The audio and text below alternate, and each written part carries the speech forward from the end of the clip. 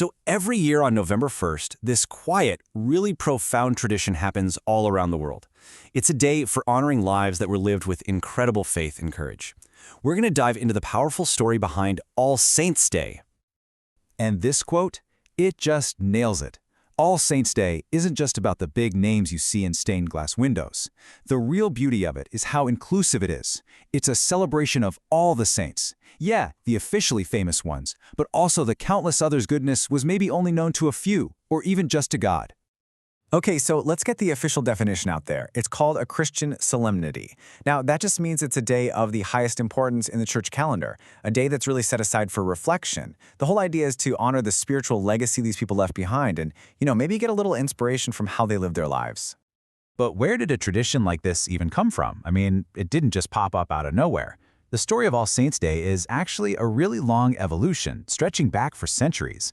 So let's trace its journey from remembering just a few people to this massive global celebration.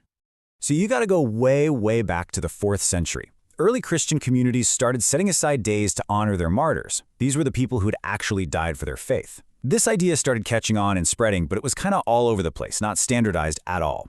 The big change came in the 9th century. That's when Pope Gregory IV stepped in and made it official, saying, okay, everyone, November 1st is the day we celebrate all the saints.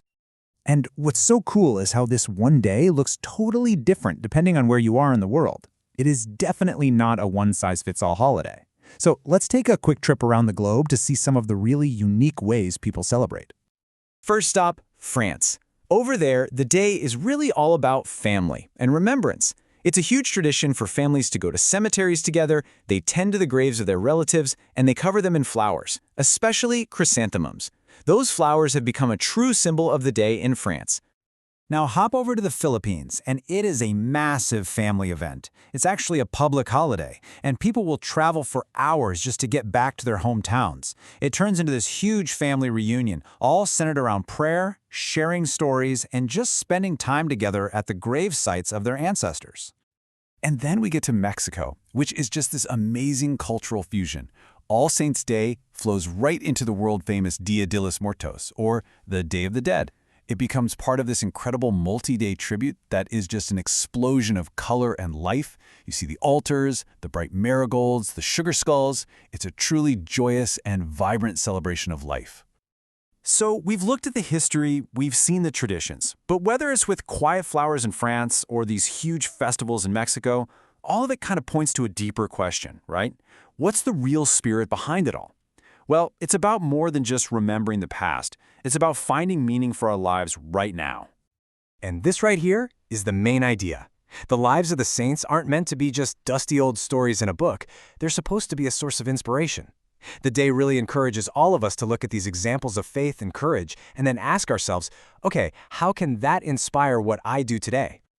I love this idea because it basically takes the concept of sainthood and makes it accessible to everyone. It's saying that real holiness isn't about performing some grand, impossible miracle. Nope, it's found in the small stuff, the everyday choices we all make, in those little acts of kindness, love, and compassion. Which brings us to the practical part. How can you actually participate in this?